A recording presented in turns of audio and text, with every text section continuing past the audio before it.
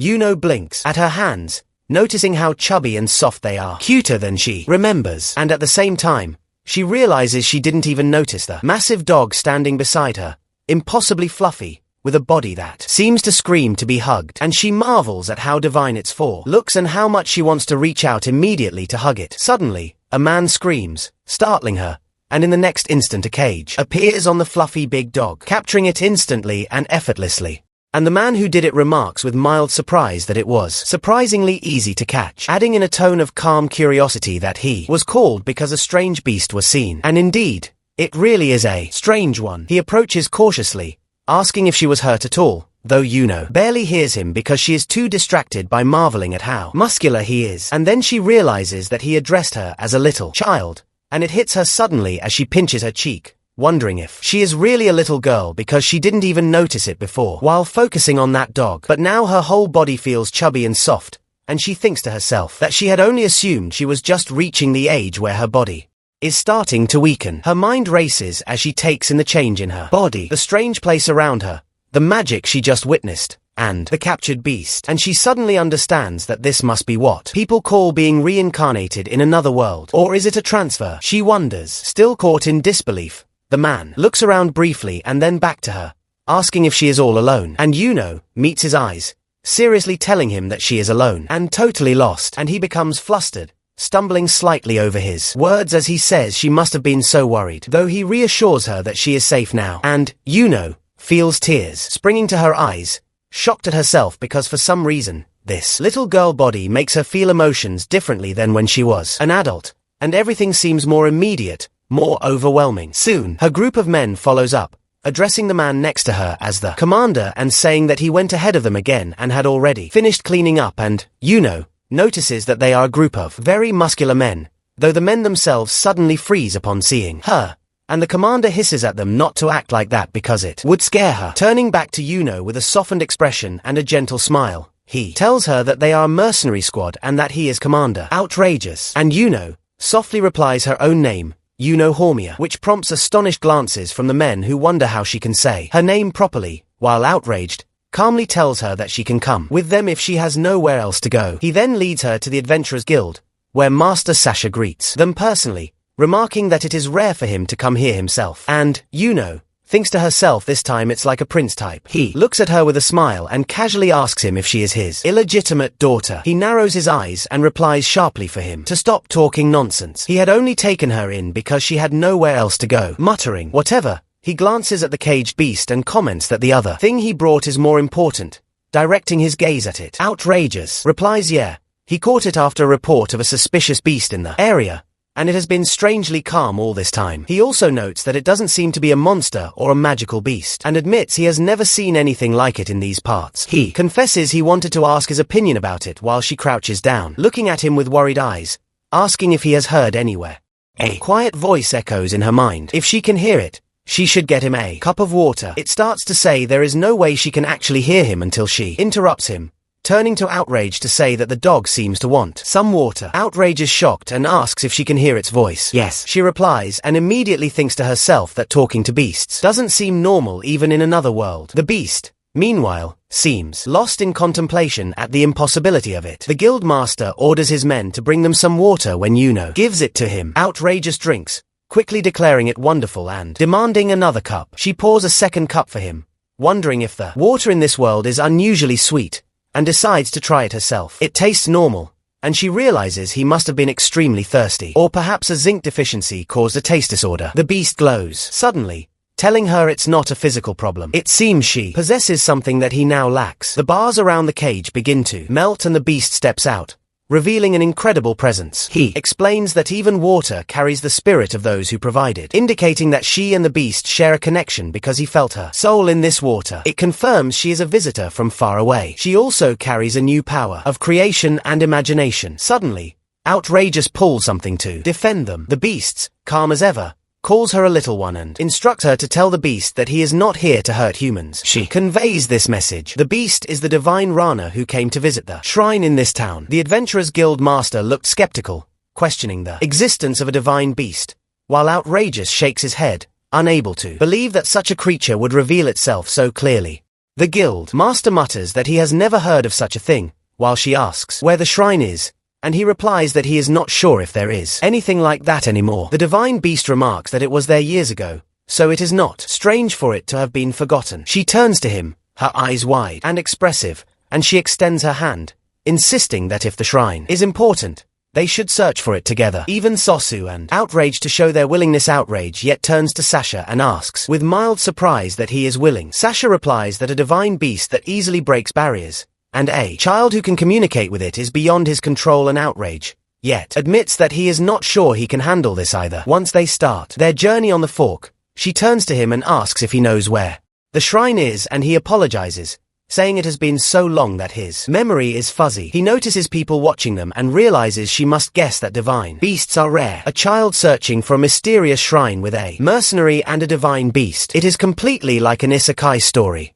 On her way, she finds a stall and looks at it, curiosity sparkling in her eyes at the food of this world. She rushes toward it when she realizes they are selling corn dogs, and he follows her, asking what is wrong if she is hungry, and tells her to wait a second while he buys some. Suddenly, the dog starts running, declaring that it has found it over here. She looks confused and asks whether it is the shrine or a bone, and he explains that it is an ancient fire dragon, now extinct, and that this is the last bone he buried long ago. He eats it once, spreading across his face, and says that from the depths of his stomach, a magma-like fiery flavor surges upward. She narrows her eyes and asks if he means he was just looking for a snack all this time, and he replies casually, "Yeah, so what?" Infuriated, she starts hitting him and he complains that it hurts. Wondering why she is hitting him, outrage here quickly follows her with the corn dogs and tells her not to run off, that he is her only guardian right now. He calls her name and tells her to have her snack, but she instantly frowns, realizing he pronounced her name wrong. She tries to correct him, explaining how to say it properly, but after several attempts, when he fails again and again,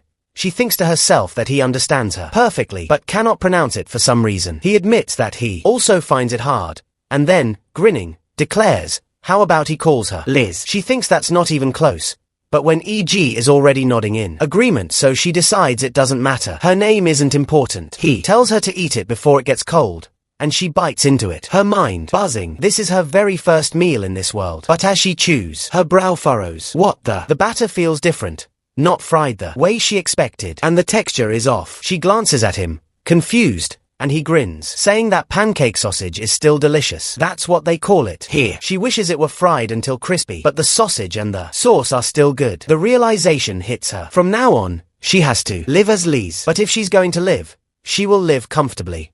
And for now, she wants to enjoy some proper food. A meal far better than anything she could have imagined before. Inside the room, she snuggles against him, cheeks flushed as warmth spreads through her. He is so fluffy, so comforting. She could stay here forever. He smiles down at her and says he made his fur extra fluffy just for her, hoping she likes it. The door opens. Outrageous steps inside, takes one look at the pair, nestled together, and tells them to wake up. They are going to the Adventurers Guild today. Later, she stands before Sasha, who tilts his head in curiosity and remarks that she wants to work as an adventurer. She nods firmly, explaining that income is necessary for living. Outrage here turns to Sasha, instructing him to stop her, reminding her that she doesn't need to worry about money because he will take care of her. She doesn't budge, murmuring that she cannot rely on others forever. Then she leans closer, voice dropping to a whisper, and says she used to be an adult woman. Both men freeze, the same baffled expression creeping across their faces. She continues, her eyes serious, explaining that she seems to have been sent from another world but remembers her previous life clearly. She knows the usual pattern of these stories. She cannot return to her old world. That's why she must learn to be independent. Outrageous scratches the back of his head, more confused than ever. He says he has no idea what she's talking about, but one thing is certain. She is still a child. They cannot allow someone so little to toddle around doing dangerous jobs. He gives Sasha a pointed look. Right,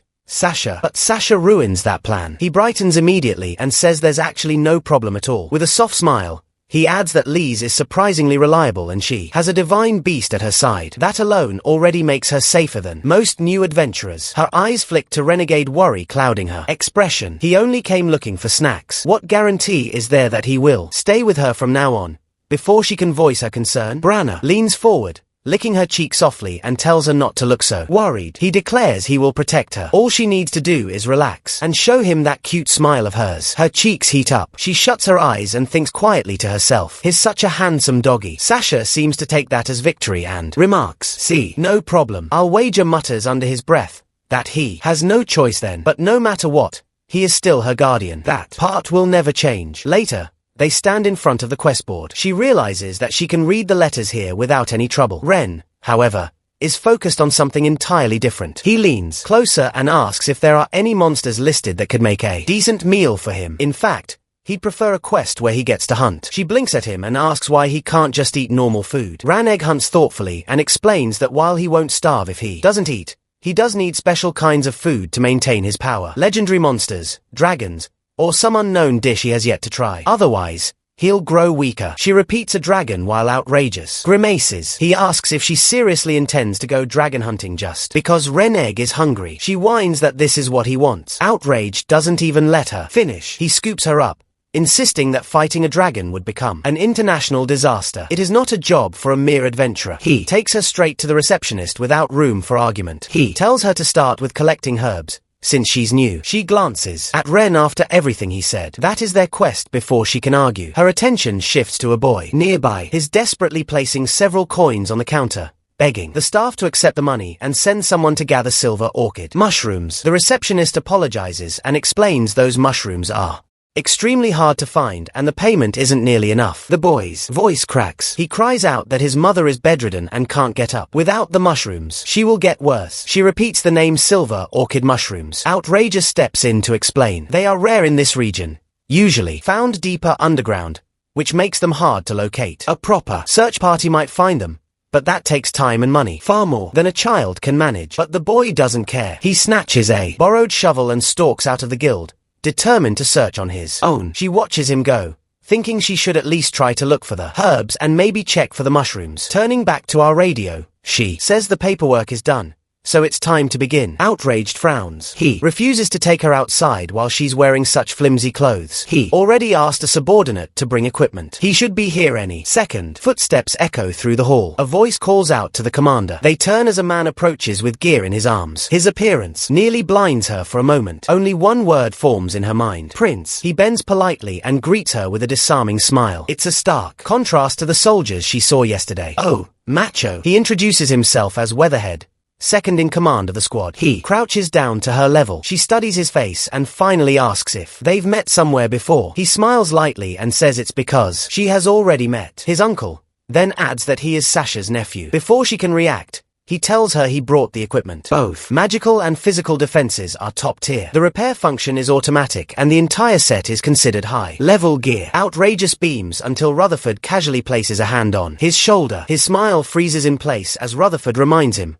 very politely, to pay back the money he borrowed to buy this gear. Also, the shop has been asking about his overdue bill, and didn't he buy yet another new weapon this month? How many does that make now? She listens quietly as Rutherford continues, mentioning there's still an outstanding bill at the tavern to rent, and taps her forehead lightly with his pole. She blinks up at him, asking what that was for. Renegade explains that he granted her his blessing and drew out her latent potential. Thanks to that, she's far less likely to get injured, and her physical abilities should have improved quite a bit. She takes a few steps, testing her balance, and her eyes widen. Walking suddenly feels too effortless. Outrage and notices it and exclaims, the movement of her body is totally different. She replies, it is all thanks to Renegade blessing. He says she probably doesn't even need the equipment anymore, but the outfit suits her perfectly. It brings out her elegant charm. Later, they're sitting together in the open when Rutherford unexpectedly asks if she has ever used magic before. She looks confused and tells him she's never used it, not even once. Outrageous looks equally confused and asks if she really has never tried. He explains that everyone is born with magic they're naturally talented in, and most people begin using it instinctively. Really? She asks, skeptical, making him grin. He tells her to try imagining water magic. Just imagine water coming out of her fingertip. She hesitates, raises a finger, and imagines exactly that. A jet of water bursts out of her finger. She stares at it, caught between eye and shock. Rutherford remarks that she clearly has an aptitude for water magic. I'll wager leans in and encourages her to try more. She does one element after another, and to everyone's disbelief, she can use all of them. I'll wager Baffled mutters that normally a person can only control around 3 elements at best. Branna, however, looks unsurprised. He says it's exactly what he expected. She has a talent for magic. If she can handle magic this well, she should be able to use earth detection. It's extremely useful for locating things underground, like the silver orchid mushrooms that boy needed earlier. He places a hand on the ground and tells her to infuse magic into the earth to make it her hands and feet. She should feel through the earth, as if stroking the underground itself.